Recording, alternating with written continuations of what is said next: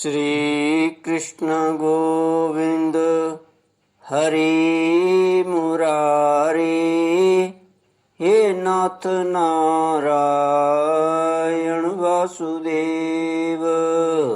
श्री कृष्ण गोविंद हरि मुरारी, हे नाथ नारायण वासुदेव। ओम नमो भगवते वासुदेवाय।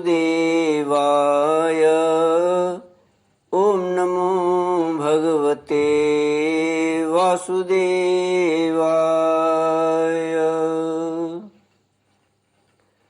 कृष्णाय वासुदेवाय हरये परमात्मने प्रणतक्लेशनाशाय गोविन्दाय नमो नमः। सच्चिदानन्दरूपाय विश्वोत्पत्त्यादिहेतवे तापत्रयविनाशाय श्रीकृष्णाय वयं नमः। सच्चित आनंद स्वरूप परमात्मा जो सृष्टि के उत्पत्ति, पालन और श्रृंगार करता है तथा जीवों के आध्यात्मिक, आदि दैविक, आदि भौतिक तापों को नष्ट करने वाले हैं, अर्थात जीवों के मानसिक, शारीरिक और भौतिक दुखों को दूर करने वाले हैं, उन श्री कृष्ण भगवान को हम नमस्कार करते हैं। श्री कृष्ण गोविंद हरे मुरारे, हे नाथ नारायण वासुदेव। श्रीमद् भागवत दसम स्कंध सप्तविंशोऽध्यायः। श्री शुक उवाच गोवर्धने धृते शैल आसाराद्रक्षिते व्रजे,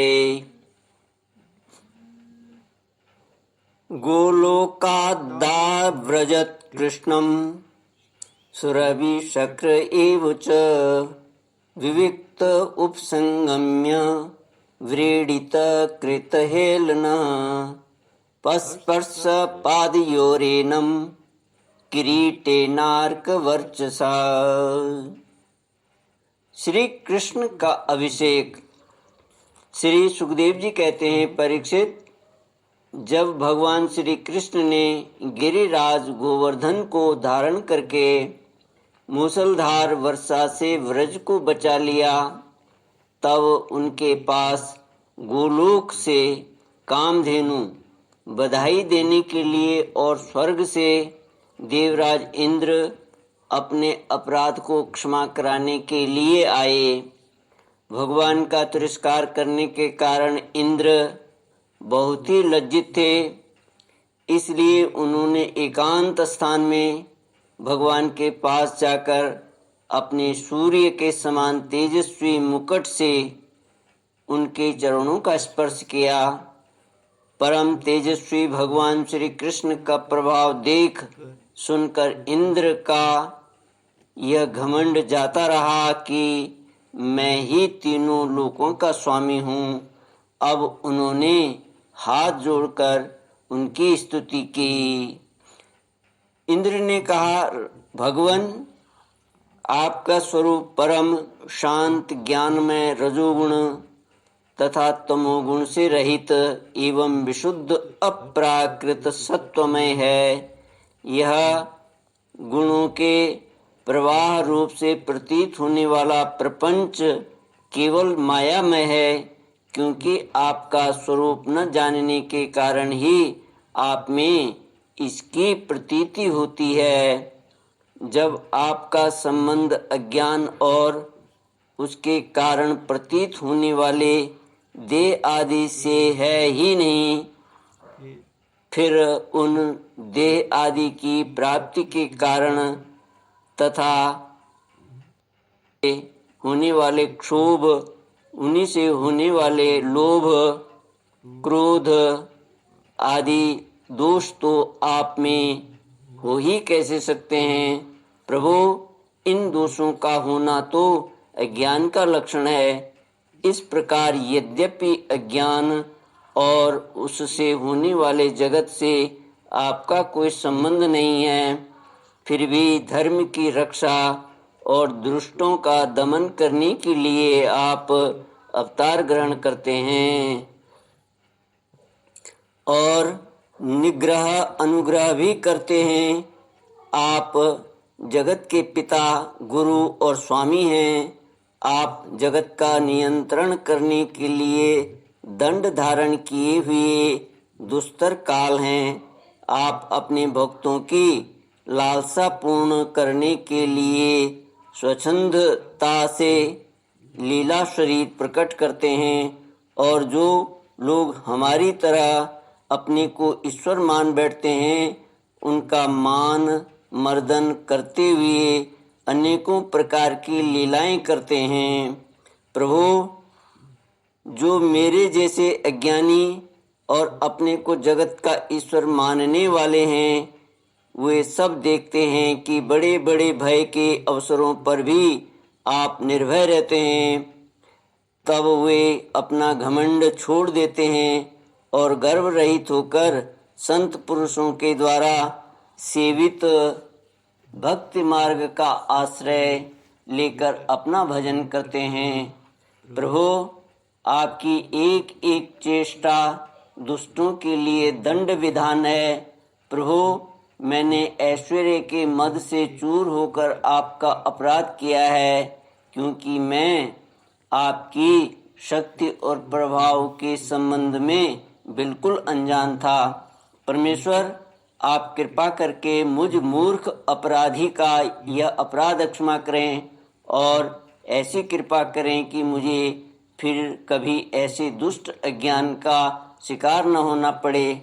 स्वयं प्रकाश इंद्रियातीत परमात्मन, आपका यह अवतार इसलिए हुआ है कि जो असुर सेनापति केवल अपना पेट पालने में ही लग रहे हैं और पृथ्वी के लिए बड़े भारी भार के कारण बन रहे हैं, उनका वध करके उन्हें मोक्ष दिया जाए, और जो आपके चरणों के सेवक हैं, आज्ञाकारी भक्तजन हैं, उनका अभ्युदय हो, उनकी रक्षा हो। भगवान, मैं आपको नमस्कार करता हूँ।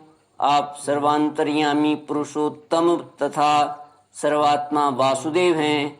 आप यदुवंशियों के एकमात्र स्वामी, भक्त वत्सल एवं सबके चित्त को आकर्षित करने वाले हैं।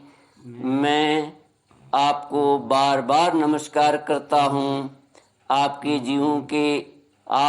जीवों के समान कर्मवश होकर नहीं, स्वतंत्रता से अपने भक्तों की तथा अपनी इच्छा के अनुसार शरीर स्वीकार किया है।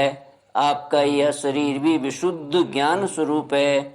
आप सब कुछ हैं, सबके कारण हैं और सबके आत्मा हैं। मैं आपको बार बार नमस्कार करता हूँ। भगवान, मेरे अभिमान का अंत नहीं है और मेरा क्रोध भी बहुत ही तीव्र मेरे वश के बाहर है। जब मैंने देखा कि मेरा यज्ञ तो नष्ट कर दिया गया, तब मैंने मूसलधार वर्षा और आंधी के द्वारा सारे ब्रजमंडल को नष्ट कर देना चाहा, परंतु प्रभु, आपने मुझ पर बहुत ही अनुग्रह किया। मेरी चेष्टा व्यर्थ होने से मेरे घमंड की जड़ उखड़ गई। आप मेरे स्वामी हैं, गुरु हैं और मेरे आत्मा हैं। मैं आपकी शरण में हूँ। श्री कृष्ण गोविंद हरे मुरारी, हे नाथ नारायण वासुदेव। श्री सुखदेव जी कहते हैं, परीक्षित, जब देवराज इंद्र ने भगवान श्री कृष्ण की इस प्रकार स्तुति की, तब उन्होंने हंसते हुए मेघ के समान गंभीर वाणी से इंद्र को संबोधन करके कहा, श्री भगवान ने कहा, इंद्र, तुम ऐश्वर्य और धन संपत्ति के मद से पूरे पूरे मतवाले हो रहे थे, इसलिए तुम पर अनुग्रह करके ही मैंने तुम्हारा यज्ञ भंग किया है। यह इसलिए कि अब तुम मुझे नित्य निरंतर स्मरण रख सको। जो ऐश्वर्य और धन संपत्ति के मद से अंधा हो जाता है, वह यह नहीं देखता कि मैं काल रूप परमेश्वर हाथ में दंड लेकर उसके सिर पर सवार हूँ। मैं जिस पर अनुग्रह करना चाहता हूँ उसे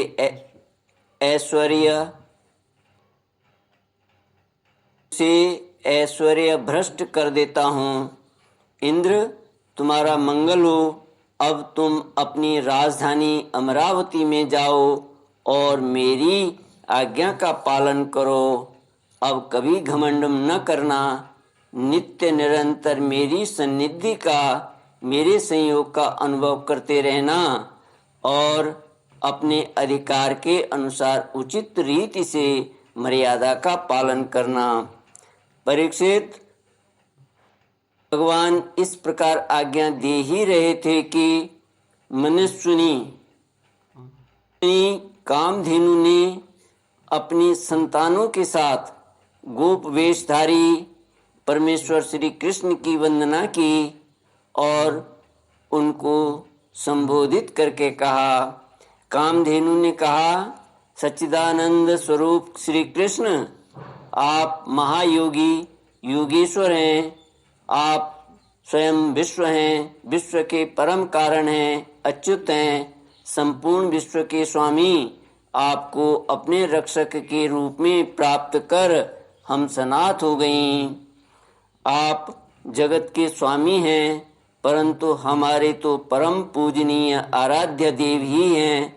प्रभु, इंद्र त्रिलोकी के इंद्र हुआ करें, परंतु हमारे इंद्र तो आप ही हैं। अतः आप ही गौ, ब्राह्मण, देवता और साधुजनों की रक्षा के लिए हमारे इंद्र बन जाइए।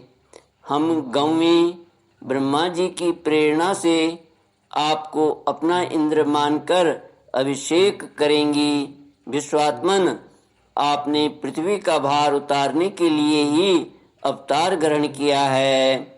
श्री कृष्ण गोविंद हरे मुरारे, हे नाथ नारायण वासुदेव।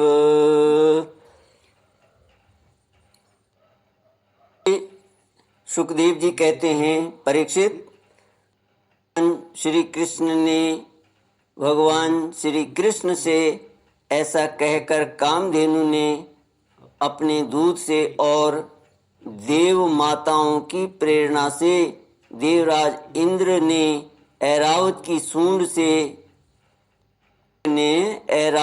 सूंड के द्वारा लाए हुए आकाश गंगा के जल से देव ऋषियों के साथ यदुनाथ श्री कृष्ण का अभिषेक किया और उन्हें गोविंद नाम से संबोधित किया।